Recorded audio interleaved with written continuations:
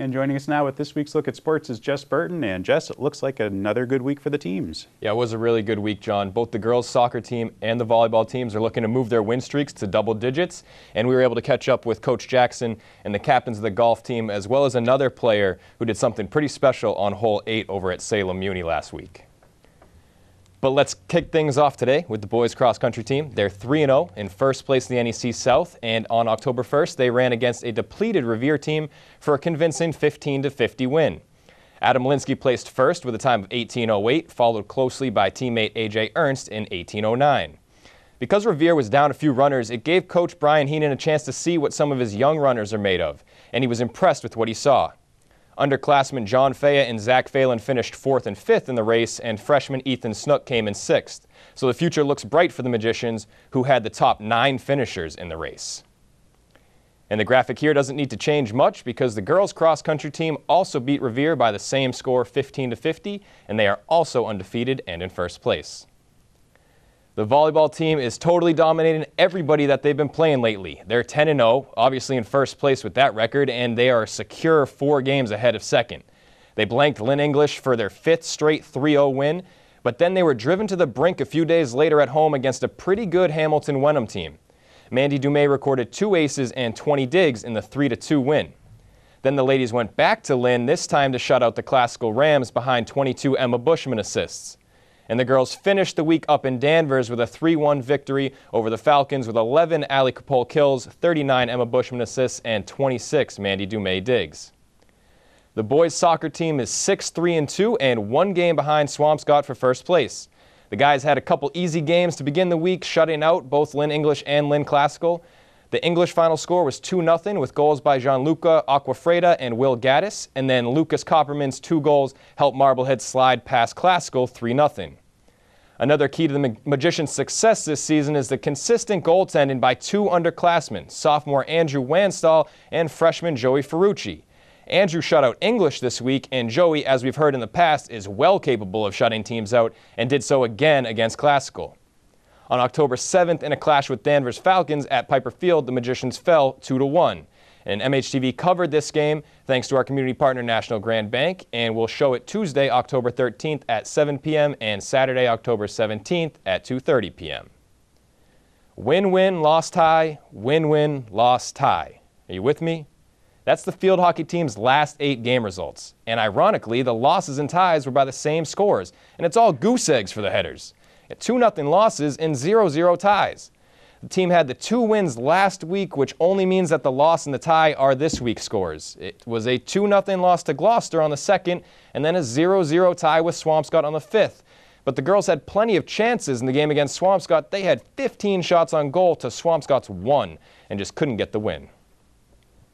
The girls' soccer team won 2 of 3 games this week, extending their winning streak to 10 games before surrendering their first loss of the season.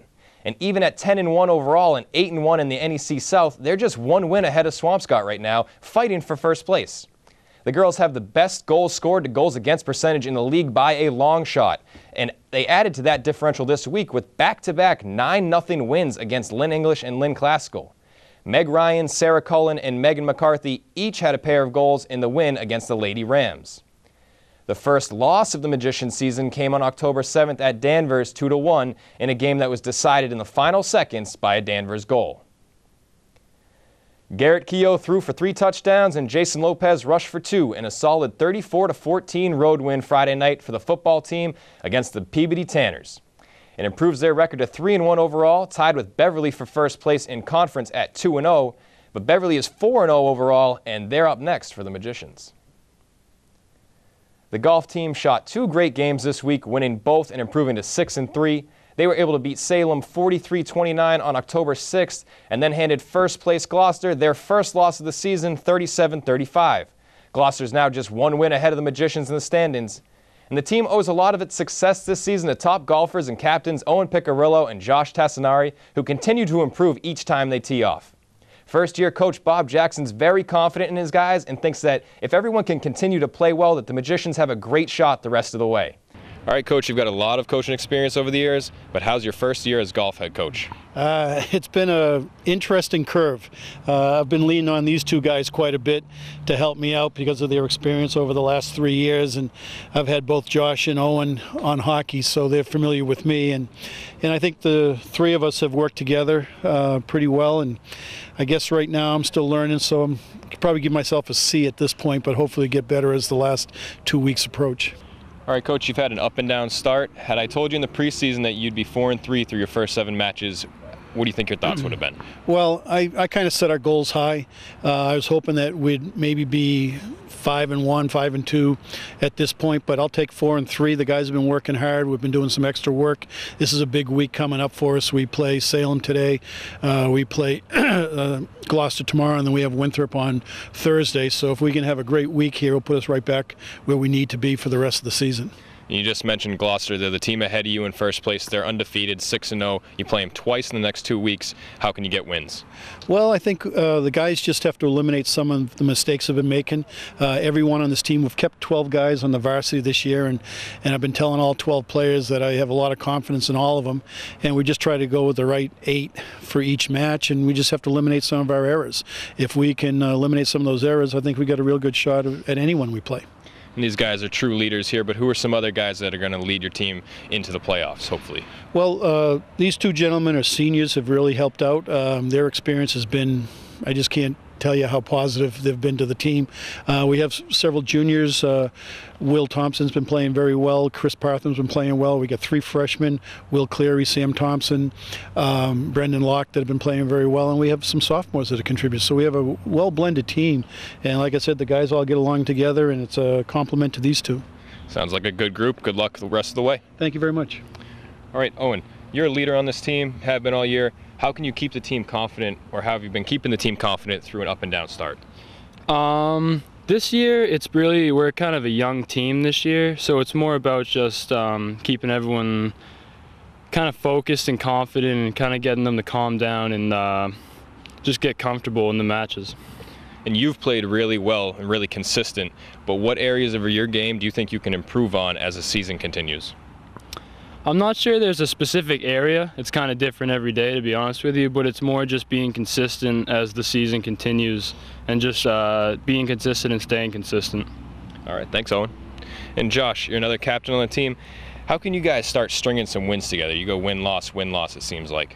Yeah, I think we should just get our confidence back. I think we've been doing that by putting in extra work here at Tedesco and Old Salem Greens. We're doing some extra putting and chipping, which I think is gaining our confidence back. Good, and your coach mentioned a bunch of your other teammates that are playing well. Who have you seen improvements from? Like Coach said, juniors, Will Thompson, Chris Partham, even some sophomores, and we have a few freshmen, like Coach said. Everybody seems to be improving and playing pretty consistent at this point. That's great. So you guys have Gloucester a couple times in the next couple weeks. Who are you looking forward to playing yourself here? I'm looking forward to the Swampscott match also. I feel like we can come out with a win, and also Winthrop. And it's not too often that a high school golfer hits a hole-in-one, but Marblehead golfer Will Thompson did it, even if he didn't realize right away. Well, I didn't see the ball go in, so I didn't know it was in the hole till I got up there. After that, I was pretty excited. I think his playing partner, or the person he was playing against, was more excited than Will was. They saw it a little bit, and the coach saw it as well. So it was a great thrill and an accomplishment that not everyone gets. So it's something that Will can build on for the rest of his life. And the second half of the season is underway, and some tough matchups lie ahead for all of our teams, as most of them try to stay in first place and others make postseason pushes. That's all the time we have for Headliner Sports today. I'm Jess Burton. Thanks for watching. John? All right, thanks a lot, Jess. And that concludes this week's Headliner. I'm John Caswell. On behalf of the entire news team here at MHTV, I'd like to thank you for watching. Have a good week. We'll see you next time.